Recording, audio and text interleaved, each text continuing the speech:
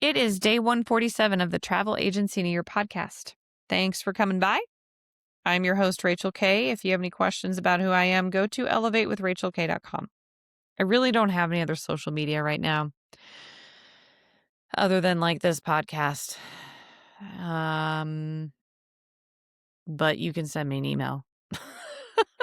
I do have a Substack. I've been working so focused on this podcast. I'm not really doing anything on the Substack right now. Okay, today's day 147. Let's talk about how you need to maybe consider reviewing your budget now and not later. Don't worry, I have a whole reason. If you didn't listen yesterday, I was talking about we're nearing the end of this quarter. And you're like, bitch, no, we're not. We got a whole other month. It's coming for you. It's coming for you.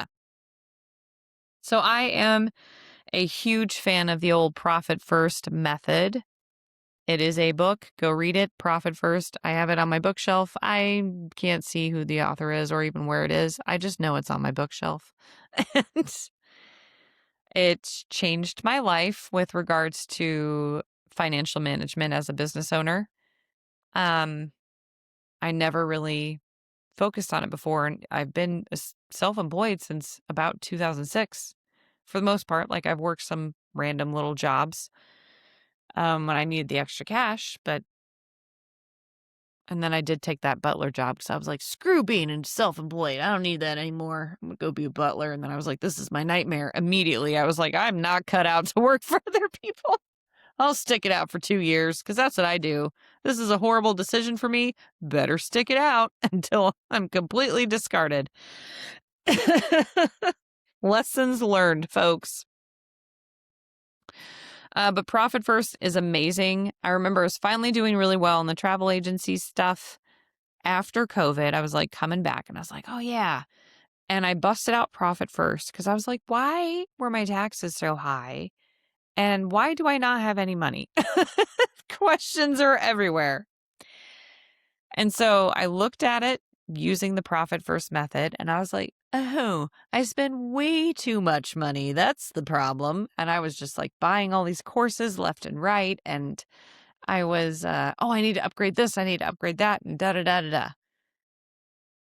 And then I was like, oh, I could barely pay myself minimum wage. It's pathetic. Okay. Profit First is great because you set up different accounts for each aspect of your business. He gives you a lot of advice on like how much you should pay yourself, like a percentage wise of the revenue based on your gross revenues, how much you should pay yourself and when those things change as you grow, all that fun stuff. So I love that method.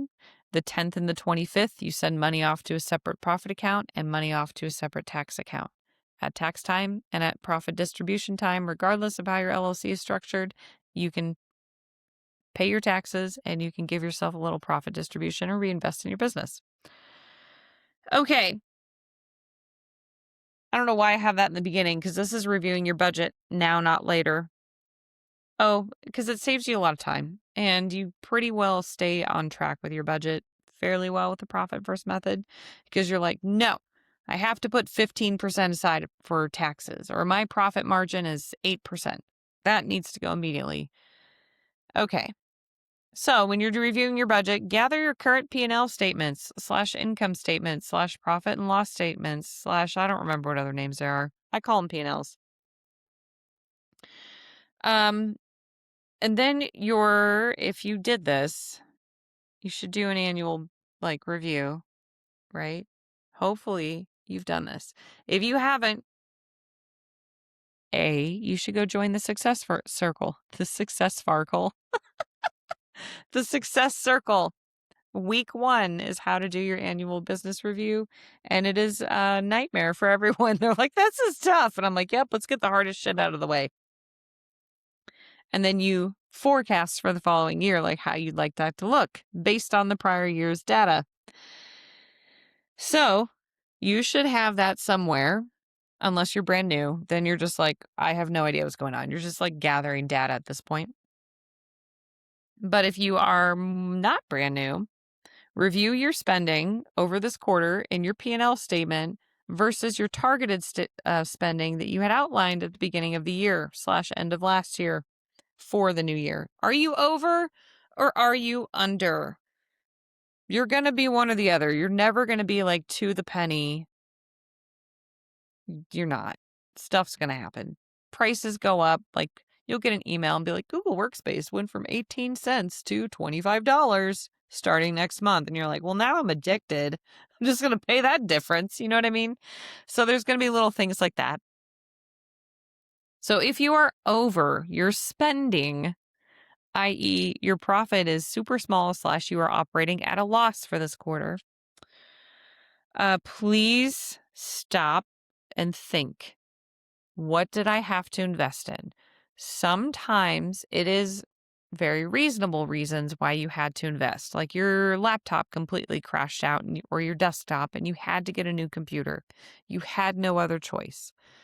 Or maybe you were in a nasty situation with a host agency or like those agencies that quote unquote offer all this mentorship, but they charge like $4,000 a year and they're very employer-employee relationship coded, not IC relationship coded, and they've got horrible splits.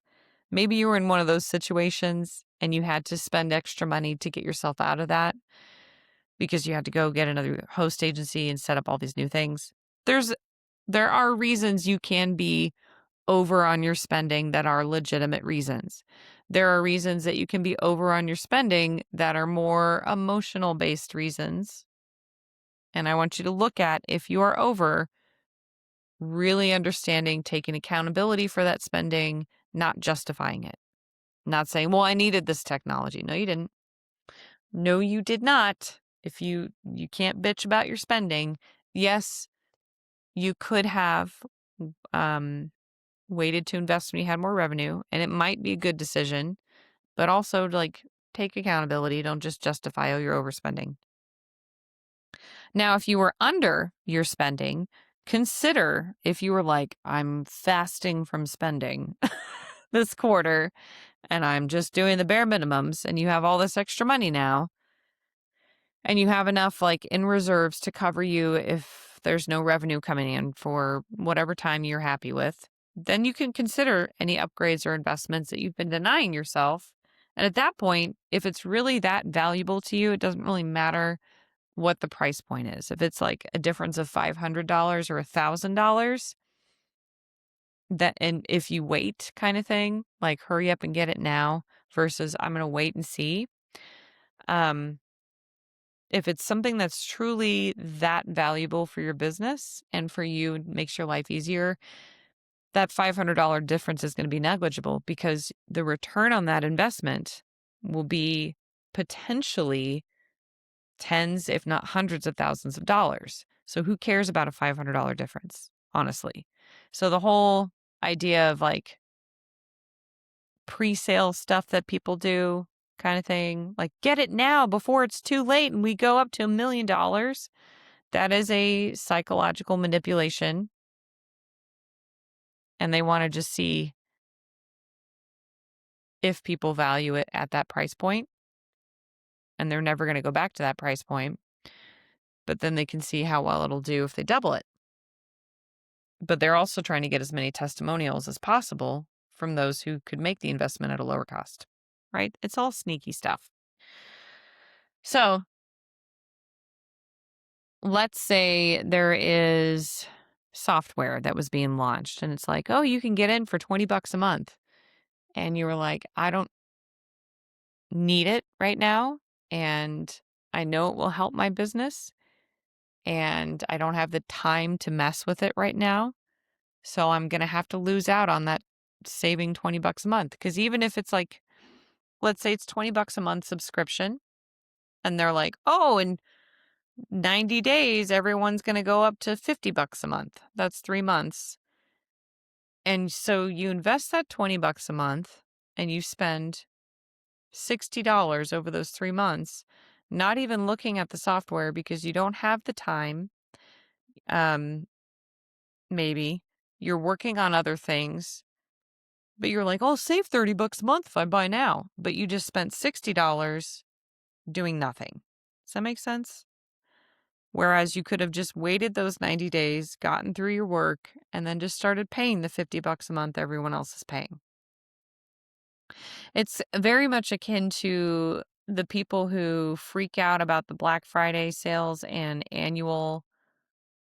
I'm not a fan of like paying for software on an annual basis, even if I'm very loyal to the software, because it's not a huge savings. Like you might get 20% off whoop-de-dee, but you're also trapped for the rest of that year. Whereas if you are monthly, even if you are dedicated and this is a permanent decision, if you had to switch at the drop of a hat, you could, and you wouldn't have to worry about losing all that money. I've seen this happen where people are like, I'm going to sign up for this annual thing. Normally, it would cost us $120 a year. But if we pay the annual rate at a discount, it's $105. And I was like, how long did it take you to figure this out? And they were like, oh, I had to look around for like an hour. Okay, do you make $15 an hour? And what do you mean? You're saving $15 and it took you an hour to figure that out? And I said, but what if you cancel it? Well, it turns out they wanted to cancel it 6 months later, but they had to eat the cost of 6 months. So let me do the calculator over here and I'm going to show you just how foolish that decision was. Okay, so they saved a whopping $15 in their brain doing the annual plan, right? But they only wanted it for 6 months. So 105 divided by 12 is $8.75 a month. Times 6, they wasted $52.50 to save $15. That's like, think about it, okay? So you don't always necessarily have to invest in things right away. So if you are under and you do want to make that investment or that upgrade, and it's been 3 months, that means your business really, really needs it, or you really like that's actually a good thing. And it's not going to matter what the cost is because you know the return is going to be exponential. All right. That was a long rambling. You can fight me on the annual versus the monthly subscriptions. I do not care about saving $20 a year if I don't have the opportunity to cancel, and just save. You know what I mean? Like if it's $40 a month, but annually I only pay $30 a month, that's a savings of $120 a year. Yeah, well, if I'm in it 3 months and I want to cancel, I'm going to lose $90 because I got to pay, or not $90. I'm going to lose $270, whatever, because I got to pay for the 9 months I'm not using this product. Thanks. Like, it's a sneak. It's a sneaky, sneaky, sneaky sneak. Okay. Hope you found this to be a very helpful day. You're like, no, now I'm mad. Okay. Tomorrow is what is a P&L statement, just in case you're like, I don't understand that. Thanks for stopping by. Have a good day.